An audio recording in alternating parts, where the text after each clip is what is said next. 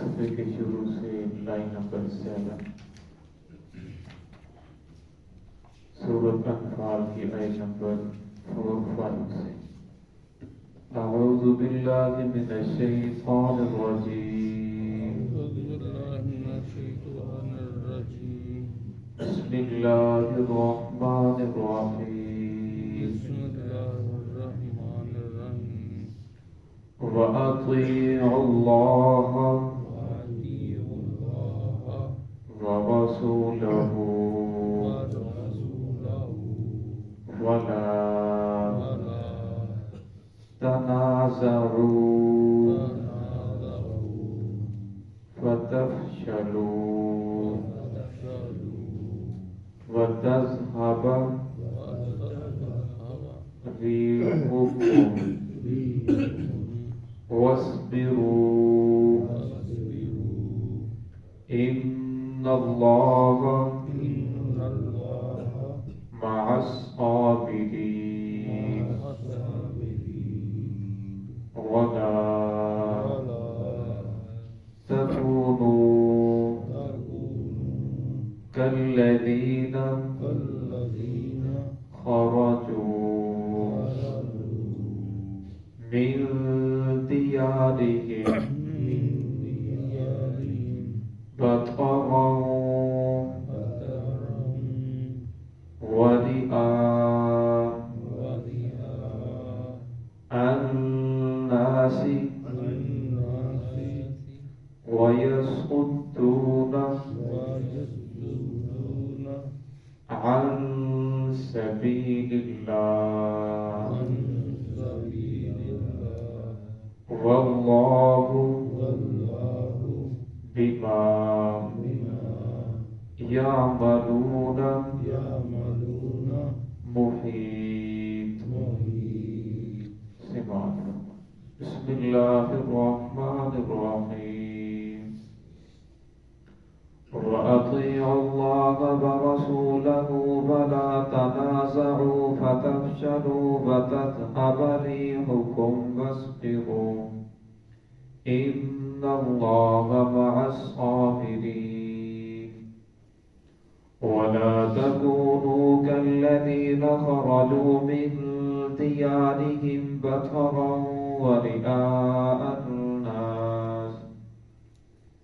الناس ويصدون عن سبيل الله والله بما يعملون محيط. وَأَطِيعُوا اللَّهَ وَرَسُولَهُ اطاعت کرو اللہ رب العزت کی اور اس کے رسول کی.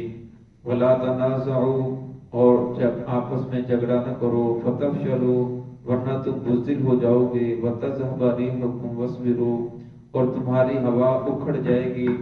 وَاصْبِرُوا صبر کرو. إِنَّ اللَّهَ مَعَ الصَّابِرِينَ بے شک اللہ رب العزت صبر کرنے والوں کے ساتھ ہے. وَلَا تَكُونُوا كَالَّذِينَ خَرَجُوا نہ ہو جاؤ ان لوگوں کی طرح جو نکلے اپنے گھروں سے بطرا ورئاء الناس تکبر کرتے ہوئے اور لوگوں کو دکھانے کے لیے. وَيَصُدُّونَ عَن سَبِيلِ اللَّهِ اور وہ روکتے تھے اللہ رب العزت کے راستے سے. اللہ بما یعملون محیط اللہ رب العزت جو وہ عمل کر رہے ہیں اس کا احاطہ کرنے والا ہے، اس کو دیکھنے والا ہے. اللہ رب العزت کی ذات وہ ذات ہے کہ جس کی اطاعت انسان کے اوپر واجب ہے. اللہ رب العزت کا ایک مقام ہے، ایک مرتبہ ہے، بہت بلند ذات ہے. رب کی ربوبیت کا تقاضا یہ ہے کہ بندے اس کی عبادت کریں اور عبادت بھی ایسے کریں کہ غیر مشروط کریں، کسی شرط کے ساتھ نہیں. بعض مرتبہ آپ نے سنا ہوگا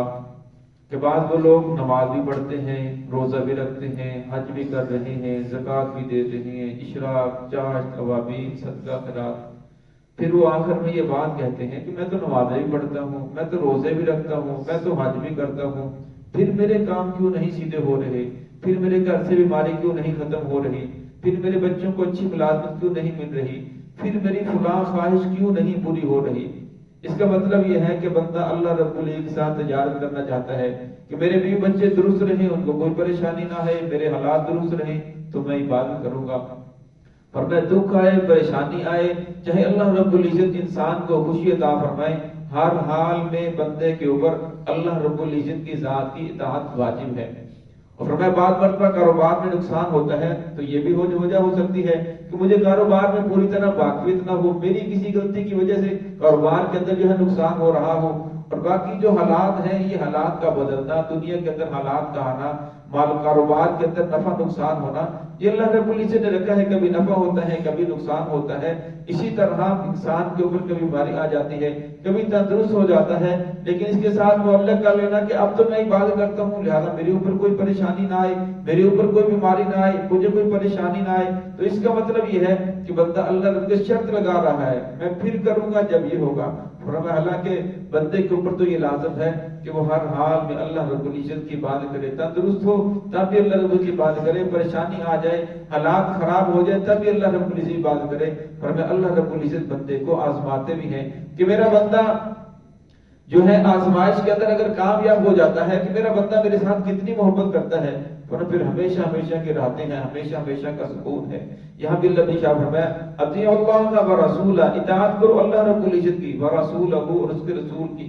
اب اللہ رب العزت کی اطاعت کیسے کی جائے؟ اللہ کن باتوں سے راضی ہوتا ہے، اللہ کی ذات کن باتوں سے ناراض ہوتی ہے، عبادت ہے کیا چیز، عبادت کا معیار کیا ہے؟ فرمایا یہ ساری چیزیں محمد الرسول اللہ صلی اللہ علیہ وسلم کا جو ہے مرتبہ ہے کہ آپ صلی اللہ علیہ وسلم نے بتانی ہے کہ اللہ کن چیزوں سے خوش ہوتا ہے اور کن چیزوں سے اللہ کی ذات ناراض ہو جاتی ہے، کون سے عمل ہیں جو ایسے کیے جائیں جو اللہ کو راضی کرنے والے ہیں، کون سے عمل ایسے ہیں کہ جن سے اللہ کی ذات ناراض ہو جاتی ہے۔ اس لیے فرمایا کہ اس کام کو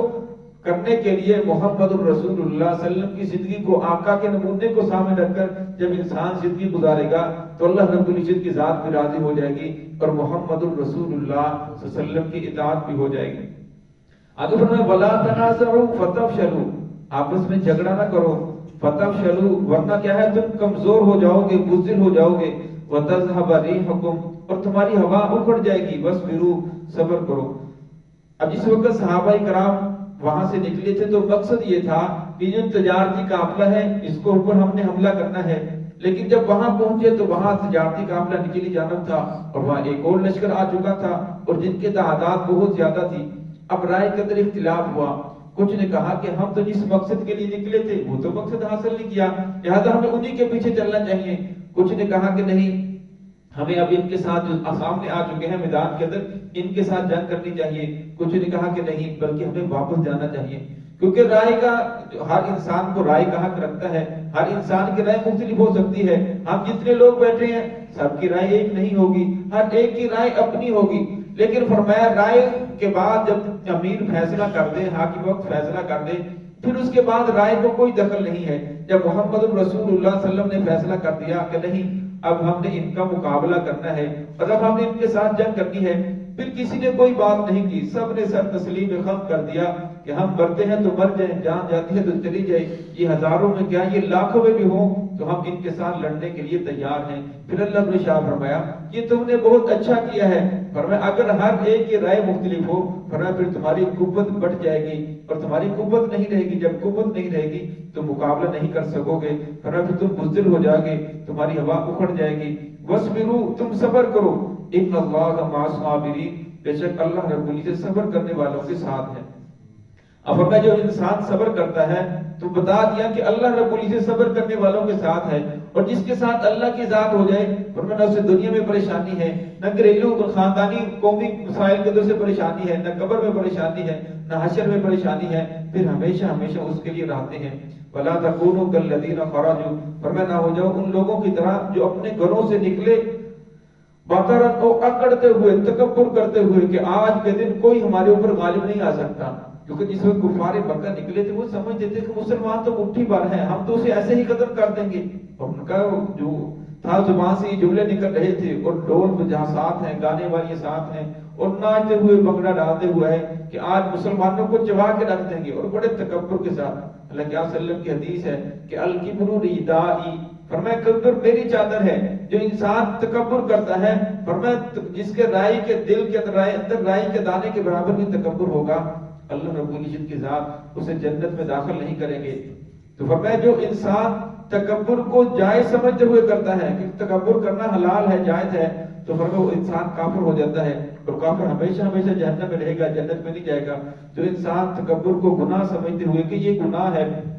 یہ حرام ہے، پھر بھی تکبر کرتا ہے، تو پھر وہ بھی اول تو جنت کے اندر داخل نہیں ہوگا۔ اب کتنی دیر جہنم میں رہے گا، کتنے سال رہے گا، یہ اللہ رب العزت کو معلوم ہے۔ پھر اس کے بعد جب معافی کا اعلان کیا جائے گا، پھر اسے جنت کے اندر داخل کیا جائے گا۔ تو اللہ مشابہ ان لوگوں کی طرح نہ ہو جاؤ جو تکبر کرتے ہوئے گھروں سے نکلے، اور پھر ان کے ساتھ کیا ہوا یہ آپ کے سامنے ہے، گزشتہ آیات کے اندر گزر چکا ہے۔ بھریا الناس، لوگوں کو دکھانے کے لیے، اخلاص نہیں تھا بلکہ لوگوں کو دکھلانے کے لیے، تاکہ ہم بڑے جرار ہیں، ہم بڑے طاقتور ہیں، ہم بڑے جنگجو ہیں۔ لیکن پھر اللہ رب العزت نے تمام کی طاقت کو خاک کے اندر ملا دیا۔ وَيَصُدُّونَ عَن سَبِيلِ اللَّهِ، اور فرمایا لوگوں کو اللہ کے راستے سے روکتے تھے۔ ایک تو خود اسی راستے پر نہیں تھے، ایک دوسروں کو راستے سے روک رہے ہیں، جو عبادت کر رہی ہیں ان کے اوپر ہی حملہ آور ہیں۔ وَاللَّهُ بِمَا يَعْمَلُونَ مُحِيطٌ، فرمایا اللہ رب العزت جو وہ عمل کر رہے ہیں اس کا احاطہ کرنے والا ہے۔ بعض بار تو انسان گناہ کرتا ہے یا برائی کا کام کرتا ہے، وہ اس سمجھ کر کرتا ہے کیا مجھے دیکھنے والا کوئی نہیں ہے، اور فرمایا ایک ذات تو ہے جو تجھے دیکھ رہی ہے۔ یا انسان اس وجہ سے گناہ کرتا ہے، وہ اس گمنڈ کے اندر آ جاتا ہے کہ دوسرے جو ہے میری تابع داری کریں، اور دوسروں کے اوپر اپنا سکہ جمانے کے لیے، اپنے تابع کرنے کے لیے یہ جو نظام ہے میری مرضی کے مطابق چلے۔ حالانکہ وہ یہ نہیں سمجھتا کہ میں تو سانس لینے کے لیے اللہ کی ذات کا محتاج ہوں، میں دیکھنے کے لیے اللہ کی ذات کا محتاج ہوں، میں چلنے کے لیے اللہ کی ذات کا محتاج ہوں، میں بولنے کے لیے اللہ کی ذات کا محتاج ہوں۔ اگر اللہ رب العزت میرے پاؤں کو شل کر دے تو میں چل نہیں سکتا، میرے ہاتھ کو شل کر دے تو میں پکڑ نہیں سکتا۔ فرمایا جب انسان کو معلوم ہے کہ جو کچھ ہو رہا ہے وہ فطرت کے مطابق، اللہ کی مرضی کے مطابق ہو رہا ہے، فرمایا اگر انسان یہ چاہے کہ کیکر جو ہے وہ آپ دینا شروع کر دے، ایسا نہیں ہو سکتا۔ اگر انسان یہ چاہے کہ بچے جو ہے وہ زمین سے جس طرح فصل اگتی ہے اس طرح اگنے شروع ہو جائیں، تو ایسا نہیں ہو سکتا۔ سارا نظام قانون فطرت کے مطابق چل رہا ہے، اور فرمایا جب انسان بھی قانون فطرت کے مطابق اس کو قبول کرے گا، اس کے مطابق چلے گا، اسی کے اندر انسان کی کامیابی ہے۔ اور جب قانون اور فطرت کو اپنی مرضی کے مطابق لانا چاہے گا، پھر اللہ رب العزت کی نافرمانی بھی ہوگی۔ پھر انسان تو یہ سمجھ کر لیتا ہے کہ مجھے کوئی پوچھنے والا نہیں ہے، اور میں دنیا کے اندر اگرچہ کوئی پوچھنے والا نہیں ہے، لیکن ایک ذات ہے جو انسان کو پکڑنے والی ہے، جو انسان کا ہر قول فعل ہر چیز وہ نوٹ ہو رہی ہے، اور اس کے سامنے انسان نے پیش ہونا ہے، ہمیشہ ہمیشہ دنیا کے اندر نہیں رہنا۔ جہاں بھی اللہ شاہ فرمایا واللہ بما یعملون محیط، جو وہ عمل کر رہے ہیں اللہ رب العزت کا احاطہ کیے ہوئے ہے، ان کو گھیرے ہوئے ہے۔ دعا ہے کہ اللہ رب العزت ہم سب کو صحیح اعمال کرنے کی توفیق عطا فرمائے۔